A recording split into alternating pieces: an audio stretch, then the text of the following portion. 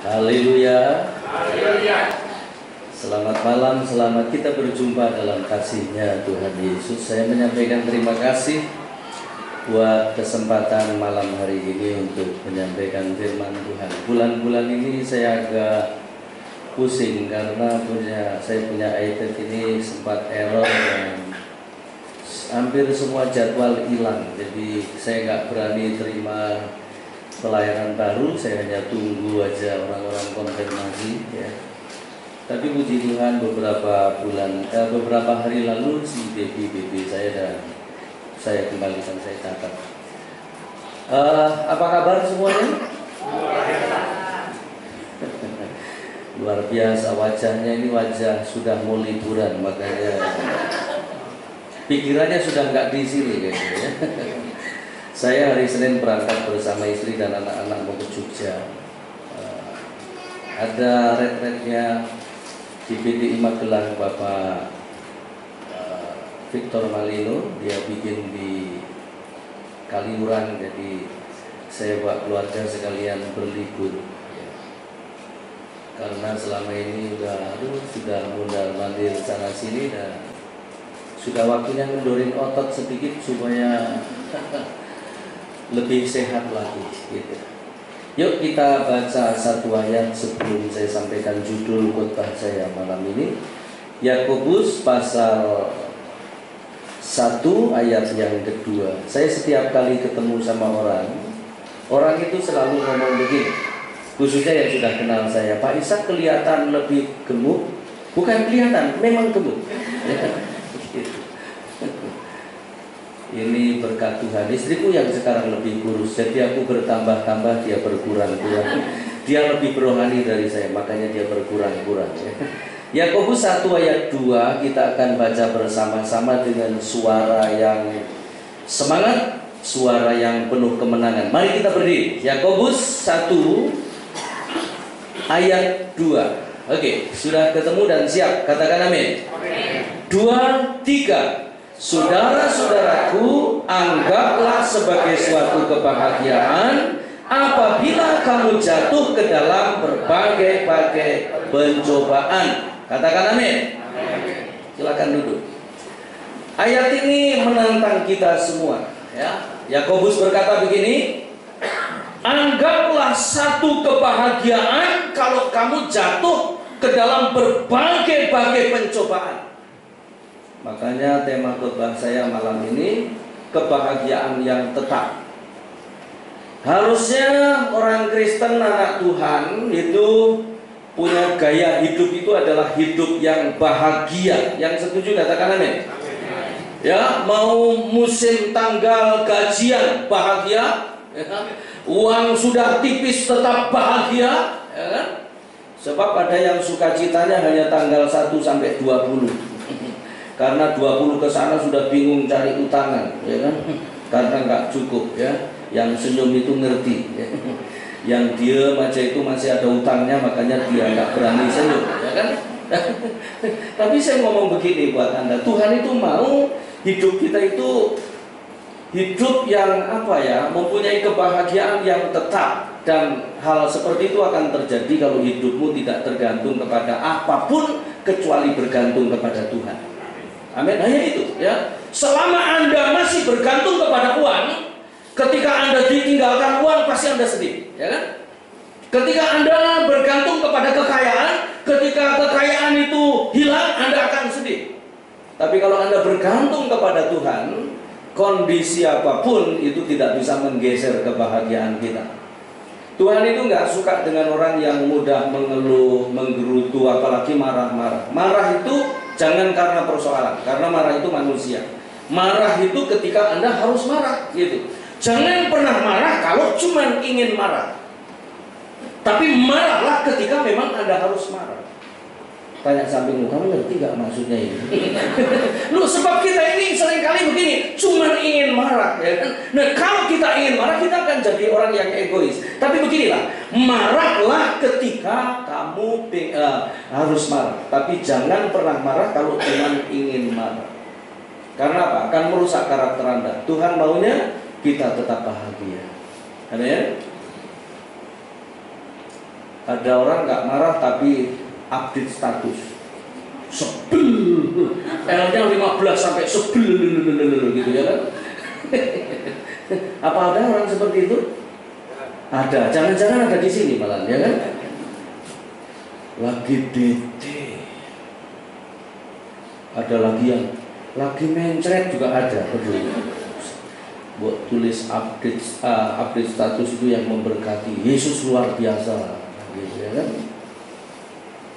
Aku akan tetap tegak berdiri, gitu ya kan?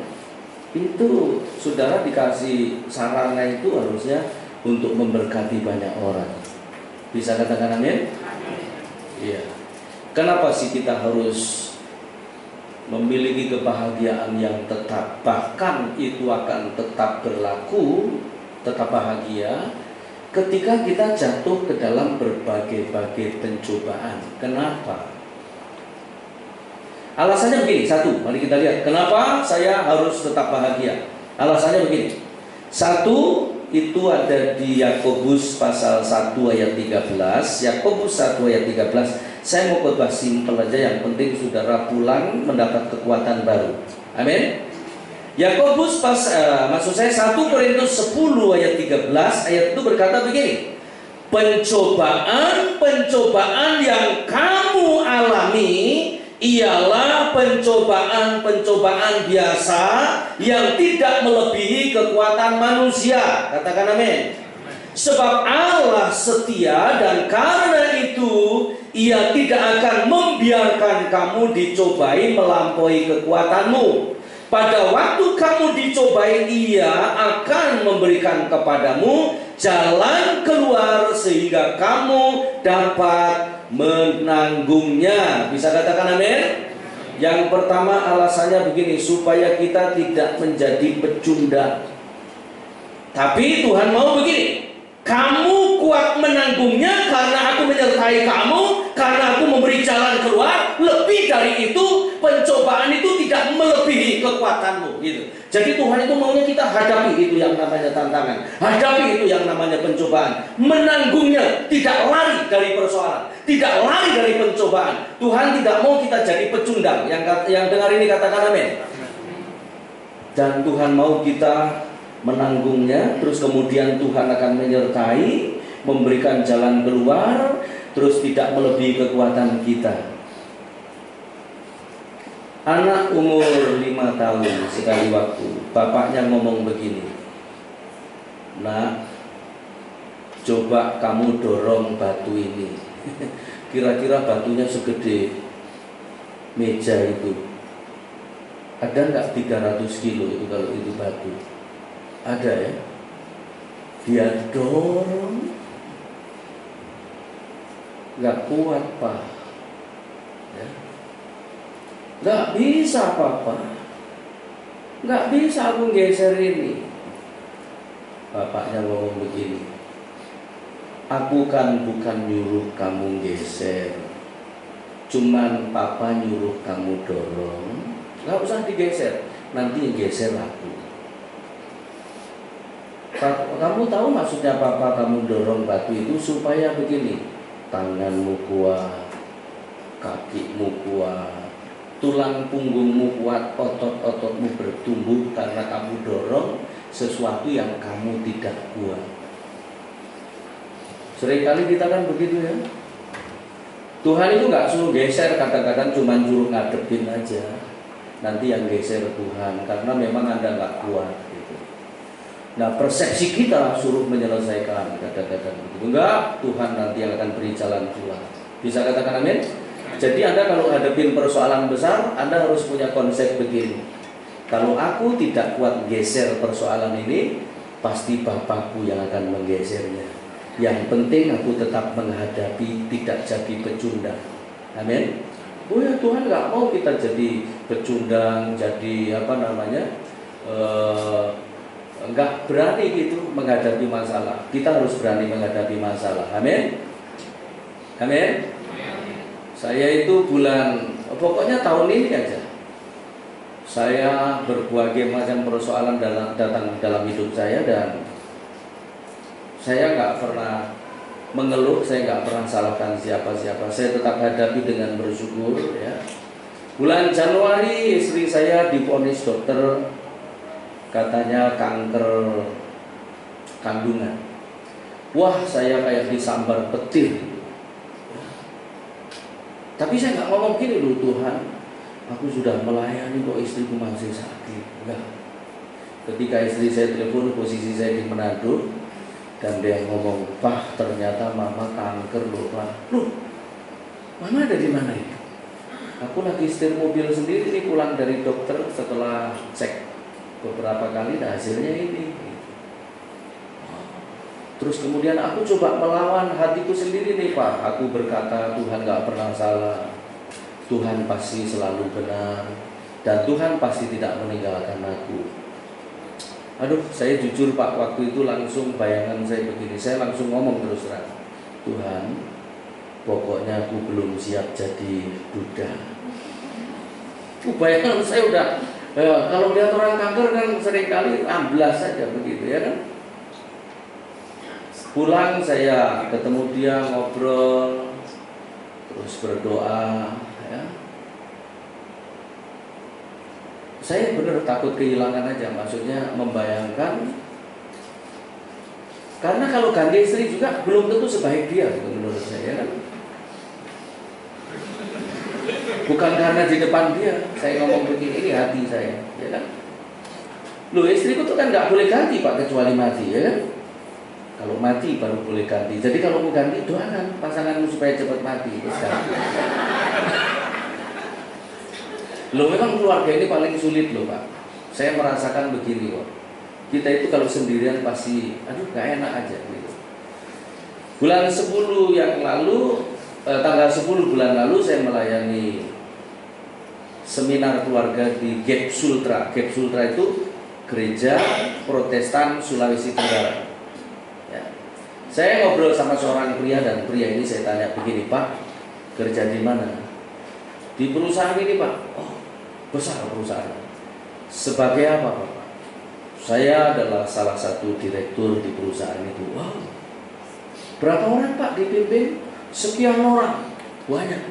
Terus saya tanya begini, kira-kira kalau dibuat perbandingan, susah mana Pak?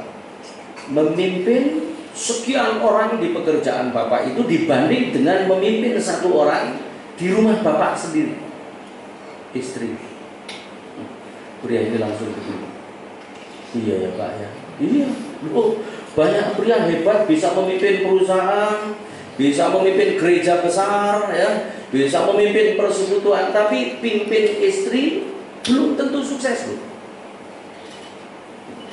Senyum itu ngerti ya.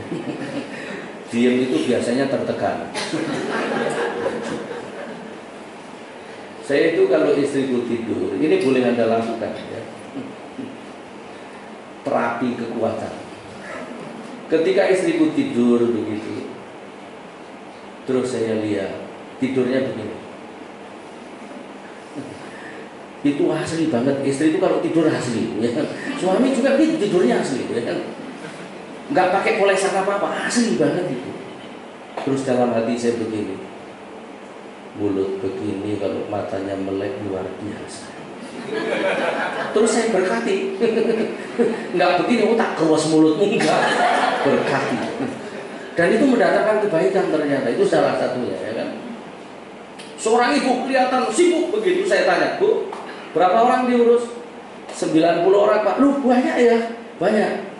Kira-kira sulit mana mengurus 90 orang itu dibanding dengan mengurus satu orang di rumah ibu, suami? Kalau wanita responnya beda. Kalau pria kan langsung melengkung terus merenung. Iya ya Pak. Kalau wanita enggak, langsung ayo. Itu wanita ya. Makanya saya itu kalau membimbing pranikah serius Pak.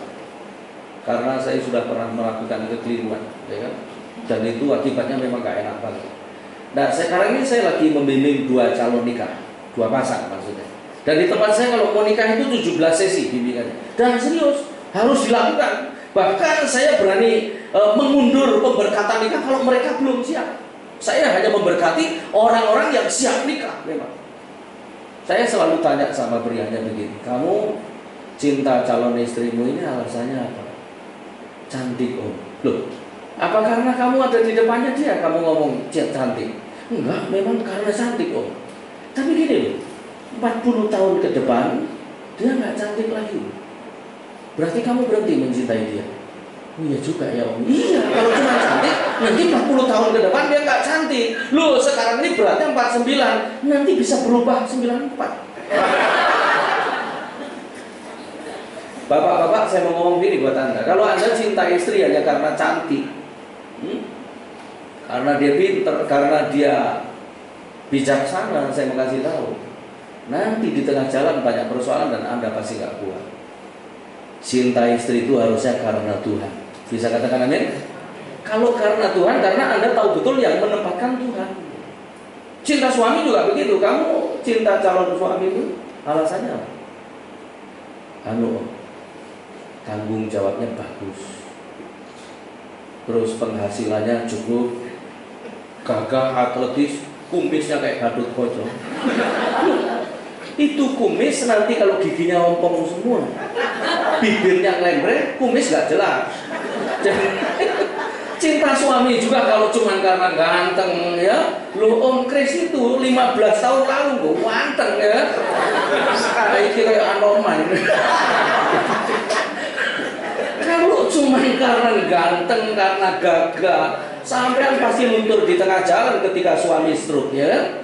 Harusnya cinta suami juga karena Tuhan, amin. Kalau karena Tuhan pasti seumur hidup gak ada komplain apa-apa. Itu makanya ini bagian tersulit. Kekristenan kita itu dimulai dari rumah. Kalau rumah bener, di luar rumah itu untuk bener lebih mudah. Amin. Oh ya, kita ini kalau di gereja kadang-kadang bener, di rumah kita pimpin pujian, orang heran, khotbah sampai orang minta foto bareng om. Ya kan? Tapi begitu khotbah istri di bawah begini, karena tahu kelakuannya. Ya kan? Sekali waktu saya diminta melayani KKR keluarga di Rock Denpasar. Saya dikasih tema itu cukup pusing karena temanya itu ketika gaun pengantin sudah digantung. Ayatnya di mana? Saya pusing nyari ayatnya ya. Ketika gaun pengantin sudah digantung. Tapi ketika saya dikasih BBM judul ini, saya pas di hotel. Begitu keluar dari hotel, saya lihat di taman hotel itu ada orang yang lagi bikin pre-wedding. Tahu pre-wedding ya? Kok aku dulu pakai pre-wedding? Nggak mungkin saya ajak, nggak apalagi dia kan lebih tua dari saya ya kan. Pre-wedding itu sekarang. Nah saya lihat orang yang lagi bikin pre-wedding ini calon pengantin pria pakai jas mengkilat kayak film India gitu, calon pengantin wanitanya pakai gaun megah gitu, terus jalan bareng gandengan tangan mesra, di wajahnya nggak ada tanda-tanda persoalan sama sekali, senyumnya dua-dua lebar, bahkan giginya 16 keluar gitu ya kan. Terus foto di bawah pohon besar, pindah di antara kembang-kembang, pindah lagi foto di atas jembatan, terus turun, nyebrang kali bareng gandengan tangan, gerubiuk sampai di syuting, gerubiuk foto, terus kemudian pindah di pinggir sumur, lalu kemudian pura-pura calon istrinya kepreset ke jebol sumur, ditahan sama prianya, ya kan? Sambil ditahan sambil difoto, kenapa? Karena masih pre-wedding. Kalau sudah nikah, ceburin sekali. Nah makanya begini, perhatikan baik-baik. Ternyata perjuangan nikah itu justru dimulainya ketika gaun pengantin sudah digantung. Sebelum digantung itu belum dimulai perjuangan, tapi yang menentukan adalah bagaimana cara mempersiapkannya. Makanya saya ngomong begini sama calon-calon nikah, mumpung masih kamu pacaran, belajar belak-belakan, jangan ada yang disembunyikan, buka semuanya, kelemahanmu, kekuranganmu minta diterima, terus minta didoakan supaya kamu bisa berubah, gitu ya. Karena apa? Kita dulu salah satunya adalah ketika pacaran kita nggak asli. Mana ada orang pacaran itu di depan pacarnya nguap seenaknya sendiri, aslinya kayak kudanil. Wah, nggak mungkin. Orang pacaran itu batuk aja diatur. Ya kan?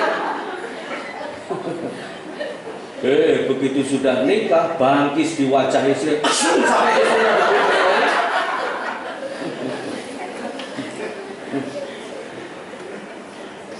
Orang pacaran itu kentut aja nggak bunyi.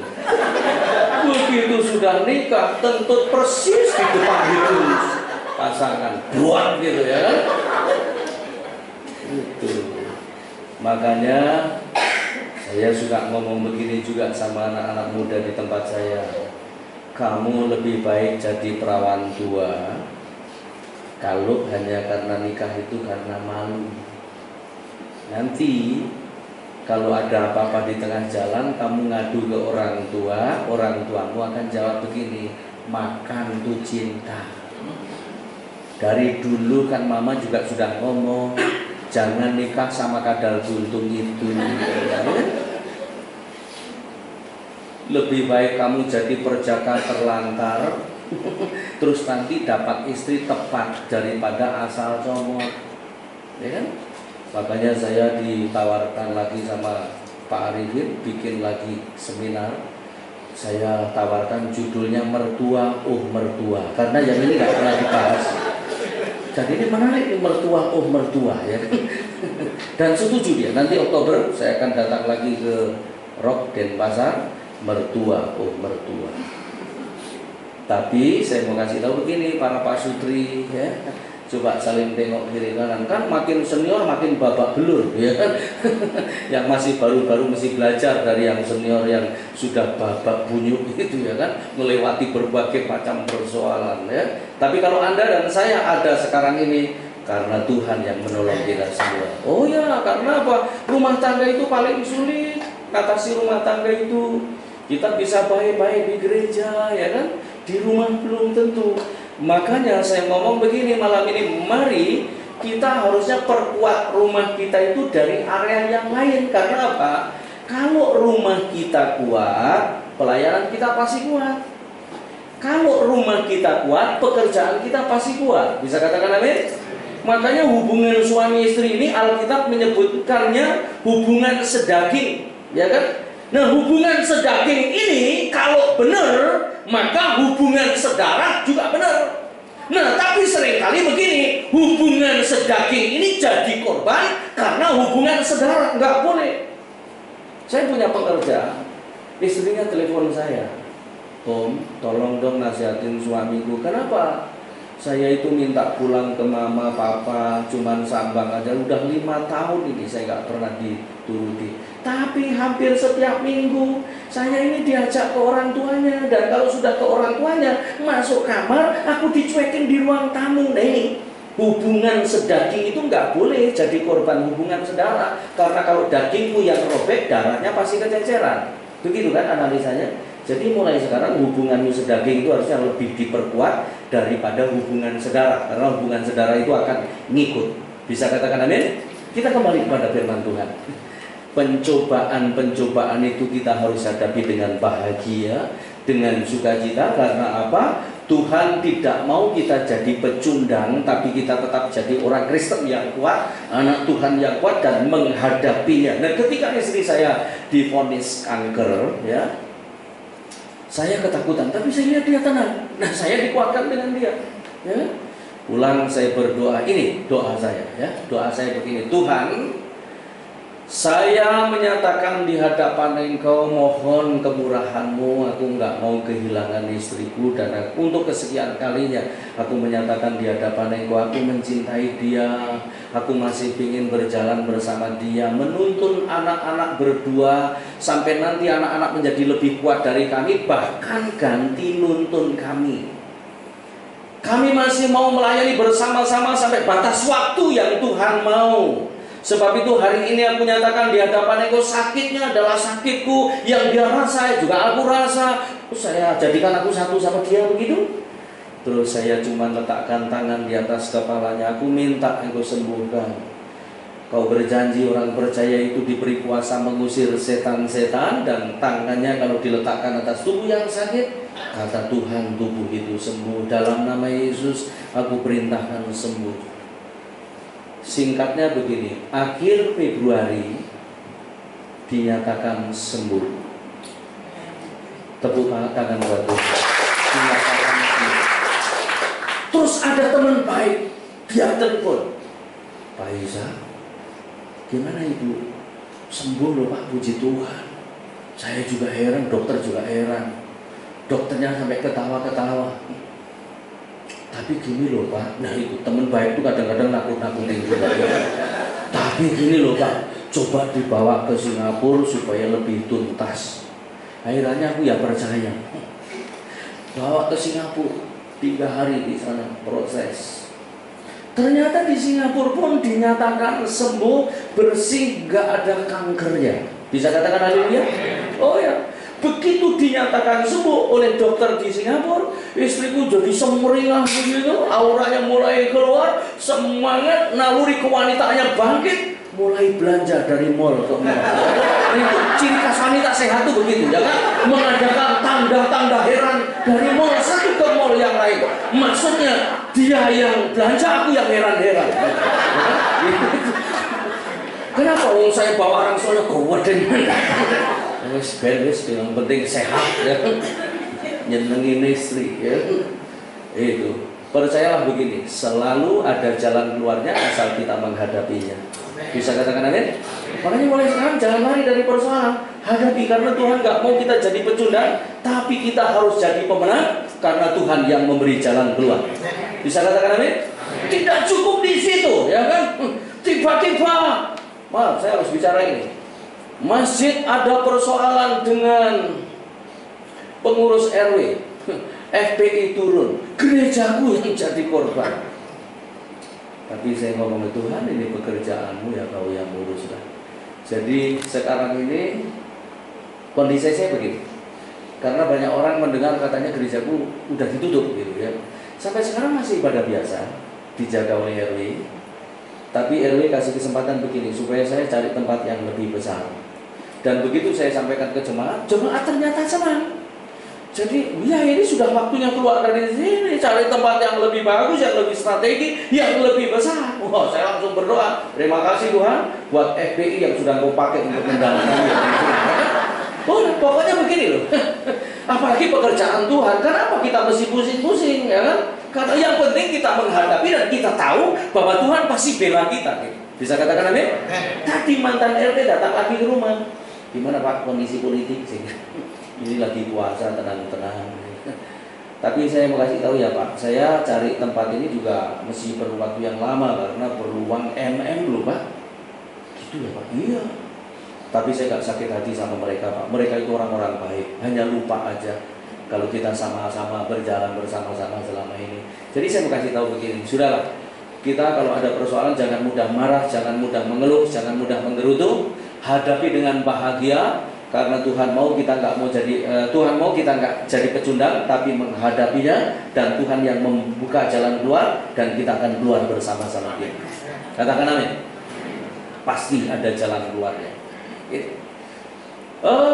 Sekali waktu saya di Malang ketemu satu pasang suami istri. Kalau Anda pernah di Jawa Timur itu ada IO namanya Winner, itu cukup terkenal, ya kan? Dia ngomong begini suaminya sama saya, Pak, usaha saya sekarang ini terjun bebas.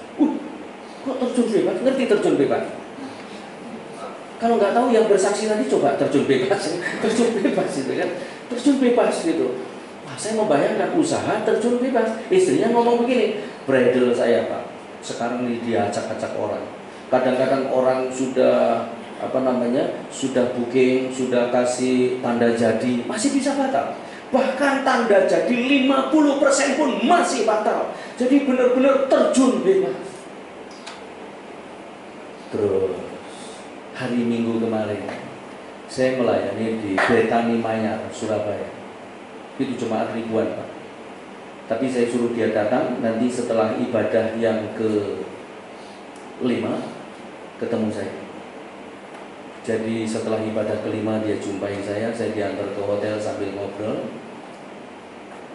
Terus saya kuatkan dia, nggak apa-apa, kamu terjun bebas. Wong bola itu kalau dibanting pek gitu mentalnya pasti tinggi. Kamu harus punya iman seperti itu. Sekeras kamu dibanting, setinggi kamu akan melompat. Kemarin saya ada pulang dari Samarinda. Oh, saya di Samarinda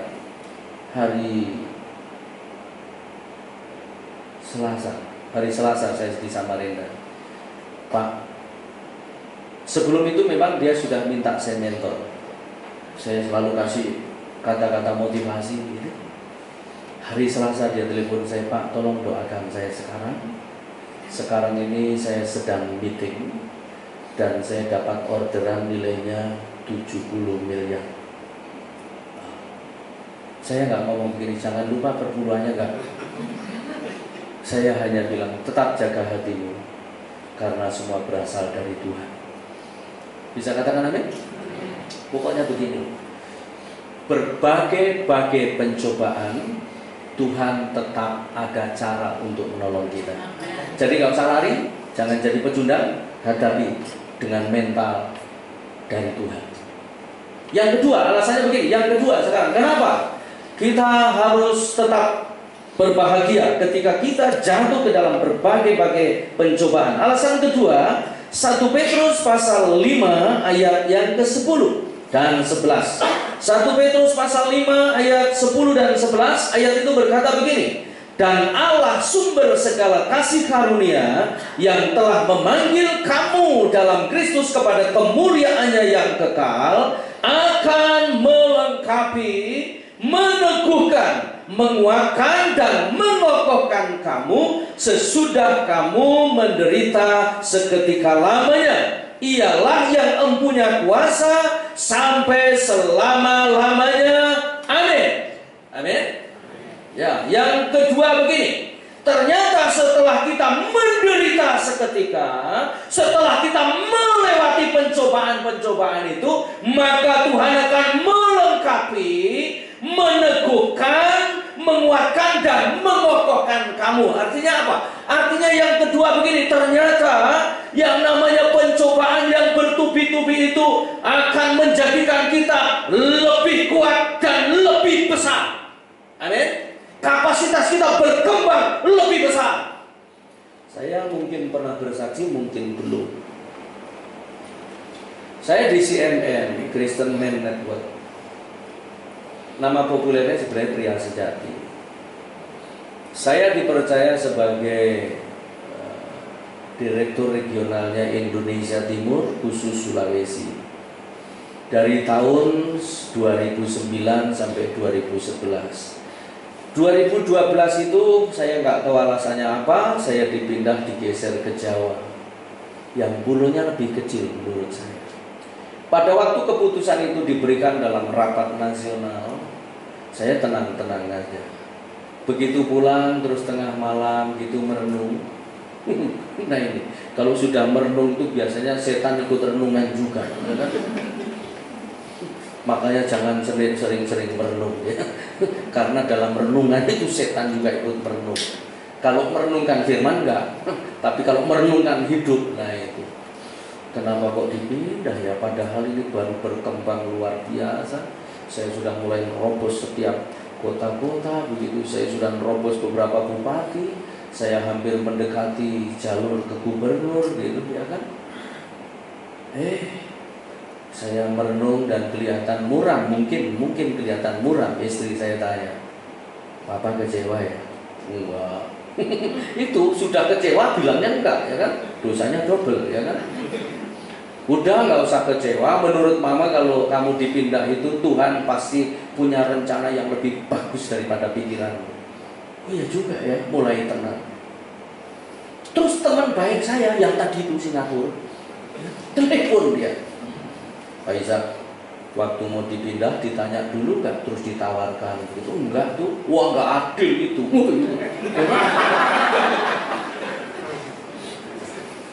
Ketika saya mulai merah begitu dalam telepon kan kelihatan marah, istriku melihat, saya lihat air matanya keluar.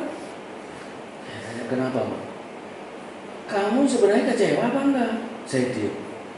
Gini loh Pak, Sebenarnya menurut Mama, kalau kamu digeser itu karena kamu akan dibuat seperti anak panah yang melejit lebih cepat. Oh iya ya. Karena anak panah itu begini, kalau sudah jatuh di busur, ini karet, kan harus ditarik ke belakang, ya kan? Tanpa ditarik ke belakang kan nggak bisa lari. Makin jauh ke belakang, larinya makin jauh juga. Kadang-kadang kita memang harus digeser ke belakang dikit supaya maju kita lebih cepat. Amin. Nangkep itu, saya tenang. Seminggu kemudian teman saya ditelepon lagi, Pak Isa.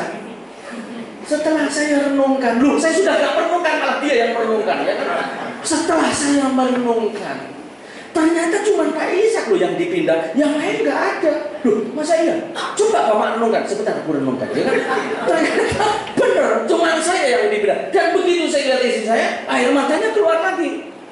Terus dia ngomong begini, Papa, begini aja deh. Menurut Papa, yang kamu kerjakan itu sebenarnya pekerjaanmu apa pekerjaannya Tuhan? Kalau pekerjaanmu silahkan kamu marah-marah, silahkan kamu gak terima. Tapi kalau itu pekerjaannya Tuhan, siapa kamu ini? Langsung masuk gitu. Aduh, untung punya istri punya nilai ya. Kalau nggak punya nilai kan pasti dia ngomong gini, iya itu kamu diperlakukan nggak adil, ini malah stroke saya, ya kan? Gitu kan iya. Udah tenang sampai di situ. Akhirnya saya diam. Tapi sekali waktu Pak, dalam situasi yang agak goyah ini, saya itu pernah melayani retret di Grand Trawas Surabaya 2 jam. Begitu selesai 4 sesi saya menyampaikan, saya harus turun kembali ke Juanda, terus terbang ke Jakarta. Di jalan antara Trawas sama Juanda itu, tiba-tiba perut saya lapar dan bayangan saya sudah makan. Begitu masuk di bandara, check-in, terus masuk lounge, saya sudah ambil piring mau makan, HP saya bunyi. Dan begitu saya lihat, ternyata atasan saya di CNN. Begitu saya halo, wah dia marah-marah, dia maki-maki saya, dia tuduh-tuduh saya, dan saya ngomong gini, Bapak, boleh saya jelaskan sebentar? Kau saya jelaskan. Nanti minggu depan kita ketemu, kita ngobrol. Anda pernah nggak dimaki-maki, dipersalahkan, terus mau dijelaskan, dan Anda nggak salah, terus mau dijelaskan, terus Anda orangnya ngomong gini, tahan seminggu. Itu saya langsung kenyang, nggak jadi lapar. Langsung nyandar di bangku saya, ya kan? Jadi kalau Anda lapar, minta dimaki-maki orang, langsung kenyang gitu ternyata, ya kan? Langsung nyandar di bangku dan saya merenung. Dan di dalam renungan saya itu Tuhan bicara di hati saya begini, baca firman, karena yang bisa menguatkan kamu hanya firman. Boarding, di pesawat saya buka Alkitab, dan saya dikasih ayat ini yang menguatkan saya. Perhatikan baik-baik. Mazmur 37 ayat 1 sampai 8. Ayat ini cukup panjang tapi bagus. Mazmur 37 ayat 1 sampai 8. Ayat itu berkata begini. Dari Daud, jangan marah karena orang yang berbuat jahat, jangan iri hati kepada orang yang berbuat curang, sebab mereka segera lisut seperti rumput dan layu seperti tumbuh-tumbuhan hijau. Jadi kalau Anda diperlakukan gak adil, gak usah gelisah sekarang, karena begini, mereka itu akan lisut dan kita tetap berdiri tegak. Bisa katakan amin? Percayalah kepada Tuhan dan lakukanlah yang baik, diamlah di negeri dan berlakulah setia, dan bergembiralah karena Tuhan tetap bahagia, maka Ia akan memberikan kepadamu apa yang diinginkan hatimu. Ayat 5. Serahkanlah hidupmu kepada Tuhan dan percayalah kepadanya, dan Ia akan bertindak. Ia akan memunculkan, perhatikan, Ia akan memunculkan kebenaranmu seperti terang dan hakmu seperti siang. Bisa katakan amin? Berdiam dirilah. Ngerti berdiam? Berdiam itu diam, ya kan? Berdiam itu tidak melakukan apa-apa, tidak ngomong apa-apa, juga termasuk tidak menulis status tadi itu, ya kan?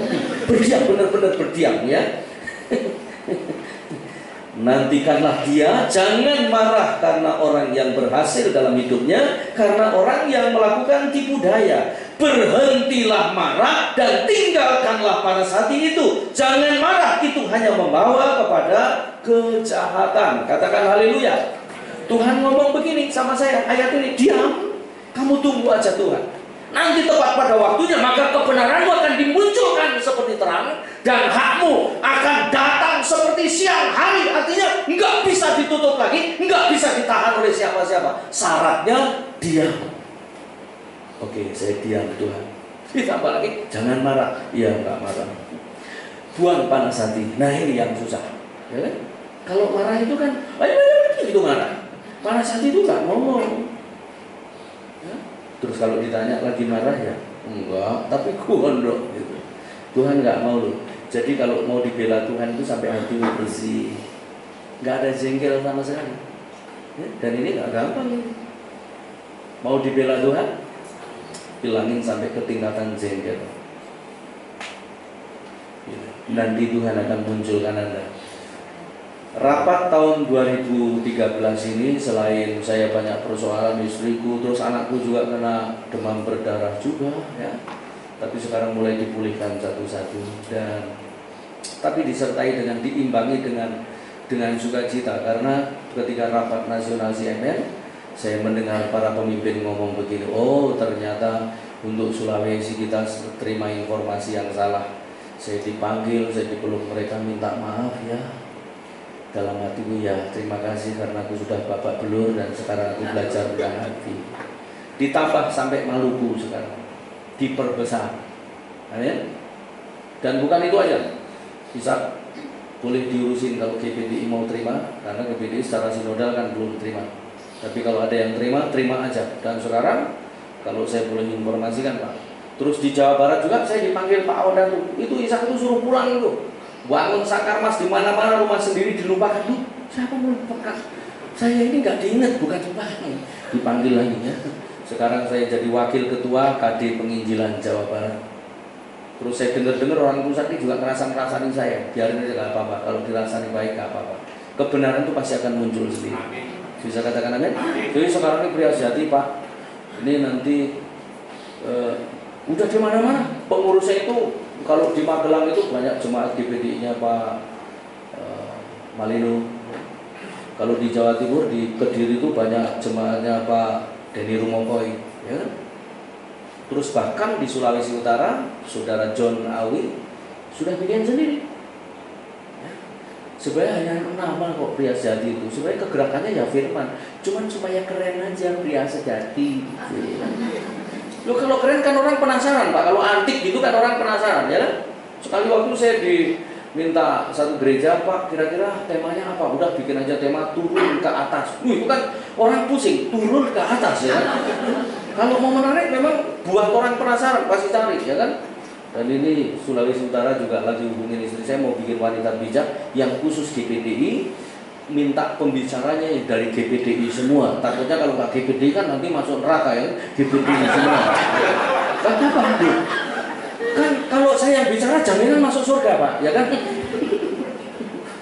Bagus karena gini. Ada juga memang yang gagal Pak. Gini loh ya. Semua bisa gagal, perusahaan bisa ada yang gagal, ya kan? Gereja pun membina orang seumur hidup juga banyak juga yang jatuh-jatuh, ya kan? Tapi hebatnya salahnya gereja kan begini Pak, kalau orang jatuh berzina langsung potong habis. Padahal Alkitab itu malah ngomong begini, pergi dengan selamat. Yesus loh yang ngomong, ya kan? Wanita yang ketangkap basah itu, masih ingat? Anda ngerti nggak ketangkap basah? Ketangkap basah itu waktu ketangkap belum kering. Nah itu, basah ya kan? Yesus ngomong begini, pergi dengan selamat, jangan lakukan lagi, begitu kan? Tapi kalau masalah duit, sama Tuhan malah dibunuh langsung sama Tuhan. Coba Anda belajar itu ya kan. Kita ini kalau masalah duit saling menutupi. Padahal orang itu kalau sudah nggak beres di duit Pak, biasanya di seks komunikasi juga nggak beres. Cuman kan masing-masing bisa disembunyikan ya. Tapi kita nggak boleh kompromi dengan dosa. Bisa katakan amin? Pokoknya begini. Kalau ada benturan-benturan, persoalan-persoalan, ingat baik-baik bahwa Anda akan diperbesar oleh Tuhan. Asal Anda nggak usah bela diri, biar Tuhan yang membela. Bisa katakan amin? Gitu. Pokoknya manut aja sama Tuhan, karena semua yang membuat perputaran itu kan Tuhan, ya kan? Dan gereja itu akan melewati 6 siklus. Kalau nggak hati-hati Anda terjebak di situ. Gereja itu harusnya begini hidupnya. Ada 6 siklus yang harus dilewati gereja. Pertama, dapat firman. Dan gereja memang harus hidup dengan firman. Kalau gereja nggak ada firman, nggak bisa hidup, Pak. Firman yang membuat gereja hidup. Amin. Dapat rema. Seperti sekarang ini, saya khotbah, Anda dapat sesuatu, 2 kalimat, 3 kalimat. Nah, itu namanya rema. Itu yang akan menghidupi saudara. Kalau sudah dapat, jangan dibiarkan rema ini. Siklus kedua dilakukan, ya kan? Setelah dilakukan, diformalisasikan. Setelah itu jangan masuk siklus 4. Siklus 4 itu jadi kebiasaan. Harusnya ibadah pasutri ini, saya harap nggak jadi kebiasaan, tapi suatu yang kreasinya luar biasa. Ada hal-hal baru, orang kerasan di sini dan bertambah-tambah. Jangan sampai jadi kebiasaan. Bagaimana caranya? Putar otak, ya kan? Pokoknya gali semua potensi, tampilkan di pasutri ini supaya pasutri ini makin hidup. Amin. Sekali-sekali membicarakan jamu kuat gak apa-apa, ya kan? Sudah lama aja, ya kan? Nah, kalau sudah kebiasaan, biasanya nggak merubah orang. Keluar masuk gereja kayak upacara aja, ya kan? Nyanyi bersaksi dengan firman, bayar kolektor terus pulang. Nyanyi bersaksi dengan firman, bayar kolektor pulang. Begitu aja, itu memutar, akhirnya jadi kebiasaan. Nah, kalau sudah kebiasaan ini bahaya. Terus kemudian masuk ke siklus yang kelima itu mengkristal. Kalau sudah mengkristal itu ngeras. Terus kalau sudah keras biasanya nggak terima masukan. Kalau ada barang baru selalu sesat. Nah itu. Terus biasanya orang yang mengkristal itu sama dengan monumen. Perkataannya selalu begini, zamannya Om dulu. Nah itu. Harusnya gereja itu nanti, bukan dulu. Kalau Anda dulu, Anda mundur ke belakang. Nanti kita mau kerjakan apa? Bisa katakan amin? Harus progres ke depan begitu. Yang lebih bahaya lagi kalau gereja sudah masuk siklus ke-6, sekularitas, menggantikan doa puasa dengan tim sukses. Itu sudah duniawi sama sekali. Dan makanya nggak semua orang Kristen nanti masuk surga, tapi hanya yang turut firman-Nya akan masuk surga. Bisa katakan amin? Jadi kalau ada benturan, terima dengan bahagia, karena saudara mau diperbesar oleh Tuhan. Bisa katakan amin. Yang ketiga, yang terakhir, kita kembali kepada Yakobus pasal yang ke-1 tadi. Yakobus 1 ayat 3 sampai ayat yang ke-8. Ayat itu berkata begini, sebab kamu tahu bahwa ujian terhadap imanmu itu menghasilkan ketekunan. Dan biarkanlah ketekunan itu memperoleh buah yang matang, supaya kamu menjadi sempurna dan utuh dan tak kekurangan suatu apapun. Tetapi apabila di antara kamu ada yang kekurangan hikmat, hendaklah ia memintakannya kepada Allah, yang memberikan kepada semua orang yang murah hati, dengan murah hati dan dengan tidak membangkit-bangkit, maka hal itu akan diberikan kepadanya. Hendaklah ia memintanya dalam iman, dan sama sekali dengan jangan bimbang, sebab orang yang bimbang sama dengan gelombang laut yang diombang-ambingkan kian kemari oleh angin. Orang yang demikian janganlah mengira bahwa ia akan menerima sesuatu dari Tuhan, sebab orang yang mendua hati, bimbang, tidak akan tenang dalam hidupnya. Katakan amin. Yang kedua, ternyata yang ketiga, supaya kita matang, menghasilkan buah, tidak bimbang dan lain sebagainya. Intinya, saya mau ngomong gini, kalau kita jatuh ke dalam berbagai-bagai pencobaan, kenapa kita harus tetap bahagia? Karena Tuhan sedang menjadikan kita supaya kita menjadi orang Kristen, anak Tuhan yang mantap dan tidak bimbang. Amin. Supaya kita jadi orang Kristen yang mantap, nggak bimbang lagi, ya. Fokus kita hanya Tuhan dan tidak ada yang lain-lain. Gitu. Kepercayaan kita hanya Tuhan saja, pegangan kita hanya Tuhan saja, dan nggak yang lain-lain. Bisa katakan amin? Jadi kalau ada persoalan mulai sekarang, Tuhan mau buat aku lebih mantap sama Dia, dan supaya aku nggak bimbang, fokusnya hanya Dia.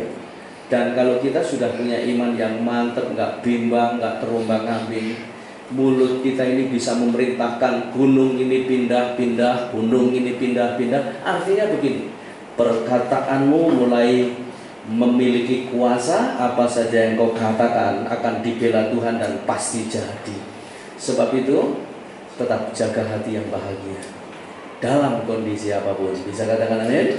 Mari kita tundukkan kepala, kita mau datang kepada Tuhan. Musik, yuk kita nyanyi satu pujian. Haleluya. Terima kasih Bapa. Ku pandang wajah-Mu dan berseru, bukan dengan kekuatanku. Haleluya. Mari kita merenung sejenak di hadapan Tuhan. Ku pandang wajah-Mu dan berseru, pertolonganku datang dari-Mu. Peganglah tanganku, jangan lepaskan. Kaulah harapan dalam hidupku. Ku pandang wajah. Mari kita berdiri dan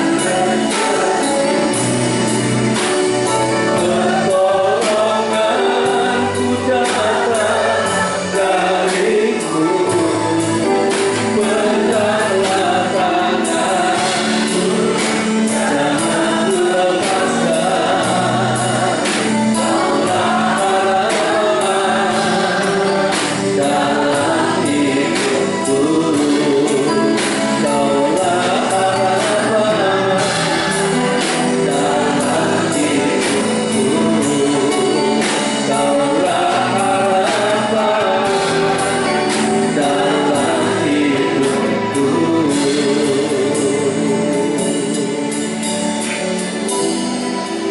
Mari kita letakkan dua tangan kita di atas dada kita dan tegakkan wajah-Mu sedikit ke atas. Siapa di antaramu sekarang ini menghadapi berbagai macam persoalan, berbagai macam pencobaan? Tuhan gak mau Anda lari dari persoalan itu, tapi Tuhan mau Anda menghadapinya, karena Anda bukan pecundang, tapi pemenang. Mungkin dalam hatimu terbesit, kayaknya aku gak kuat Tuhan. Persoalan ini lebih besar dari kekuatanku. Ingat, Tuhan gak suruh geser persoalan itu, hanya suruh ngadepin aja. Nanti yang geser Tuhan, yang memberi jalan keluar hanya Tuhan. Setelah itu kapasitasmu akan diperbesar dan imanmu akan dibuat mantap dan tidak bimbang. Proses ini harus Anda lewati. Yang menghadapi persoalan, saya beri kesempatan 1 menit Anda ngobrol sama Tuhan sebagai Bapakmu yang sekarang ada dekat dengan Anda. Terima kasih. Ngobrol sama Dia. Terima kasih.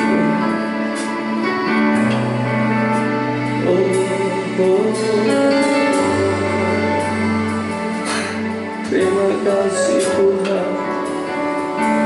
Terima kasih. Buang sungut-sungut, buang khawatir, buang bimbang, buang tidak percaya. Sekarang fokus dengan hati yang mantap memandang kepada Dia. Anda yang datang dengan pergumulan, boleh angkat tangan kanan. Saya akan doakan Anda. Haleluya. Tuhan, Kau lihat setiap tangan yang diangkat kepadamu. Pegang tangan-tangan itu dan tuntun berjalan. Jangan biarkan mereka lari dari tantangan itu, tapi bawa mereka menghadapinya, dan Engkau yang menggesernya, dan Engkau yang memberi jalan keluar. Setelah itu tangan-tangan yang diangkat kepadamu itu, percayakan banyak hal. Percayakan untuk mengelola hal-hal baru, nama Tuhan dipermuliakan. Dan setiap tangan yang diangkat kepadamu diisi penuh dengan berkat. Bahkan dipakai Tuhan untuk memberkati banyak orang. Terima kasih Bapak. Kami rindu supaya lewat kegerakan Pak Sutri di tempat ini, Gereja ini akan menjadi movement. Ada kegerakan di gereja ini. Ada hujan besar di gereja ini. Nama Tuhan dipermuliakan. Pakai saudara-saudaramu di pasutri ini Tuhan. Pasangan-pasangan yang bahagia, bukan karena kekayaan, tapi karena Tuhan yang punya kekayaan itu. Sebab itu biarlah setiap pasutri di tempat ini diberi kebahagiaan. Jangan sampai satu pun defisit kebahagiaan, supaya mereka bisa membagi kebahagiaan ke tempat-tempat lain. Nama Tuhan dipermuliakan. Terima kasih Bapak. Biarlah ibadah pasutri ini apinya terus menyala, berkobar, supaya api Pantai Kosta itu menyala kembali. Nama Tuhan dipermuliakan. Terima kasih Bapak. Terima kasih. Kami sudah diberkati meteraikan firman-Mu di hati kami. Segala pujian bagi-Mu karena Engkau Raja di atas segala raja. Dalam nama Yesus kami sudah diberkati mengucap syukur kepada-Mu. Haleluya. Mari katakan